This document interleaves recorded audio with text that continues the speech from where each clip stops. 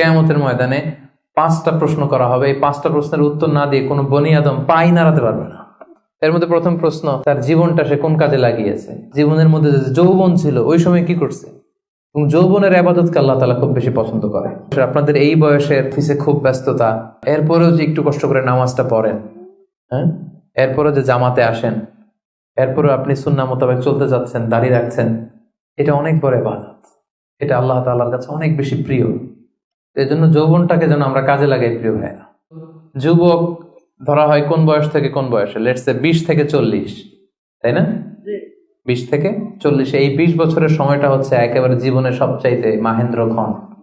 এত শক্তি, সম্ভাবনা, টকবগে যুবকদের মধ্যে আল্লাহ অনেক প্রাণ শক্তি দিয়েছে। এরা বিপ্লব ঘটায় ফেলতে পারে, এরা সময়ের গতি স্রোতকে পাল্টে দেয়, সাগরের স্রোতকে উল্টে দেয়, এরা বিপ্লব করে ফেলে, ইতিহাস রচনা করে, ঠিক কিনা? এই জন্য যৌবনের এই সময়টা প্রিয় ভাইরা অনেক দামি। এটা বেশি দিন থাকবে না। রং ধরা যৌবন জং ধরে নাই, শেষ। এ দেখতে দেখতে ছোট্ট কিশোর হয়ে পৃথিবীতে এসেছিলেন, শিশু ছিলেন, কিশোর, তারপর এখন যুবক। কিছুদিন পরে বিয়ে করে থাকলে দেখবেন যে আল্লাহ ঘরে মেহমান পাঠিয়ে দিলে বাবা হয়ে গেছেন।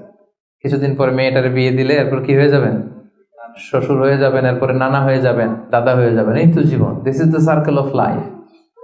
রং ধরা যৌবন জং ধরে শেষ, এটা থাকে না খুব বেশি দিন।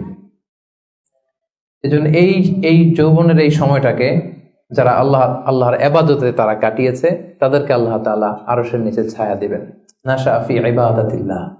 এবং যৌবনের ইবাদতকে আল্লাহ তাআলা খুব বেশি পছন্দ করে। ইবাদতটা অনেক ব্রড সেন্সে যদি আপনি চিন্তা করেন, অনেকে মনে করে যে শুধু নামাজ পড়া, শুধু রোজা রাখা, শুধু জিকির করা এটাই ইবাদত। আসলে ব্যাপারটা কিন্তু এমন নয়। মানব কল্যাণে আপনি যাই করেন, আল্লাহ তাআলার আদেশ পালনে আপনি যাই করেন, সবটাই ইবাদত, ঠিক কিনা? আপনি যদি রক্ত দেন, মুমূর্ষু রোগীকে বাঁচাতে রক্তের প্রয়োজন হয় না? আপনি যদি তাকে বাঁচাতে রক্ত দেন, এটাও ইবাদত। আপনি পরিবেশকে সুন্দর রাখার জন্য গাছ লাগালেন, এটাও ইবাদত। আপনি একজন মানুষ বিপদে পড়েছে, it doesn't know what to do, আপনি তাকে কনসালটেশন করলেন, কিছু সুন্দর পরামর্শ দিলেন, গাইড করলেন যে এইটা ভুল, এইভাবে করো, এই যে আপনি টাইম ব্যয় করলেন, কনসালটেশন দিলেন, এটা ইবাদত।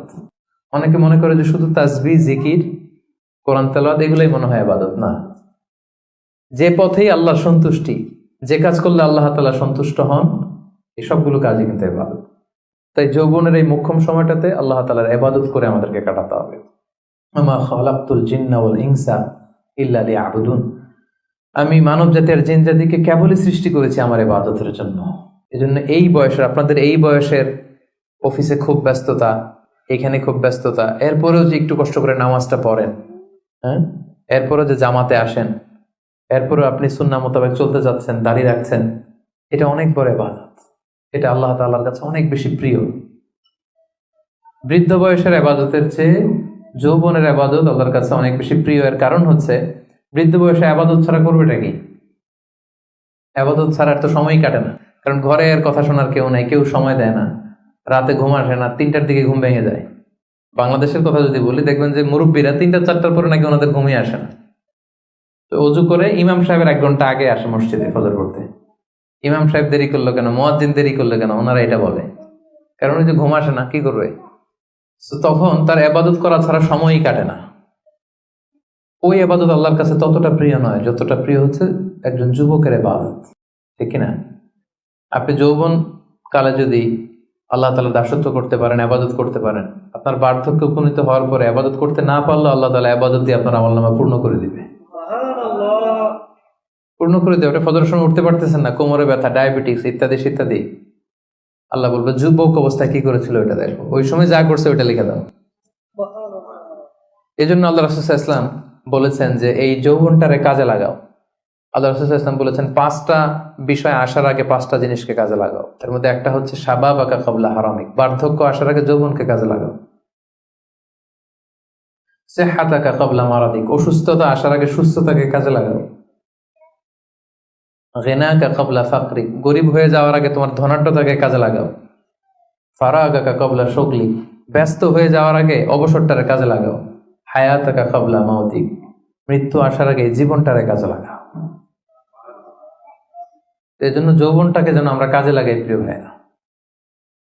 এবং কিয়ামতের ময়দানে 5টা প্রশ্ন করা হবে। এই 5টা প্রশ্নের উত্তর না দিয়ে কোনো বনি আদম পাই নাড়াতে পারবে না, পা নাড়াতে পারবে না। এর মধ্যে প্রথম প্রশ্ন, আন হায়াতিহি ফিমা আফনা, তার জীবনটা সে কোন কাজে লাগিয়েছে। ও আন শাবাবিহি ফিমা আবলা, জীবনের মধ্যে যে যৌবন ছিল ওই সময় কি করছে। তো সে কি ইসলামের বিরুদ্ধে তার কাজ করেছে? হারাম কাজগুলোতে সময় ব্যয় করেছে? হারাম ব্যবসা করেছে? হারামের সাথে সম্পৃক্ত ছিল? ইসলাম বিরোধী গোষ্ঠীর সাথে সম্পৃক্ত ছিল? আপনাকে জিজ্ঞেস করা হবে যে এই যৌবনের সময়টা আপনি কি কাজে লাগিয়েছেন, নাকি ইসলামের পক্ষে ছিল, যা করেছে ইসলামের পক্ষে কাজে লেগেছে। সম্পদ কোত্থেকে উপার্জন করেছে, কোথায় ব্যয় করেছে, যতটুকু জেনেছে ততটুকু মেনেছে কিনা। এই 5টা প্রশ্নের উত্তর দেওয়ার আগে বনি আদম কিয়ামতের ময়দানে পাই নাড়াতে পারবে না। এই জন্য দ্বিতীয় শ্রেণী হচ্ছে ওয়াশাবুন নাশাআ ফি ইবাদাতিল্লাহ, এমন যুবক যে তার যৌবনকে আল্লাহর ইবাদতে কাজে লাগিয়েছে। এজন্য যৌবনটাকে যেন আমরা কাজে লাগাই। মনে থাকবে সবার? সবাই কিন্তু আপনারা যুবক, এই সময়টা পাবো না, আমরা মিস করবো কিছুদিন পরে। এই যে কুচকুচে কালো দাড়ি, আপনার কি মনে হয় আজীবন এই কালোই থাকবে? তাহলে আমাদের দাদার গুলা সাদা করলো কে? নানার গুলা সাদা করলো কে? ওই বয়সে যাওয়ার পরে এই কুচকুচে দাড়ি, কালো দাড়ি, কালো চুল, এগুলো কি হয়ে যাবে? সাদা হয়ে যাবে। এটাই জীবন। সো সময়টাকে যেন আমরা কাজে লাগাই। আমরা যেন অন টাইমে জামাতের সাথে সালাদগুলো যেন আদায় করি, কোনো হারাম কাজের সাথে যেন আমরা সম্পৃক্ত না হই। খুব হিসেব করে করে আমাদের এই যৌবনের চমৎকার সময়টা যেন আমরা কাজে লাগাই। মনে থাকবে তো ইনশাআল্লাহ?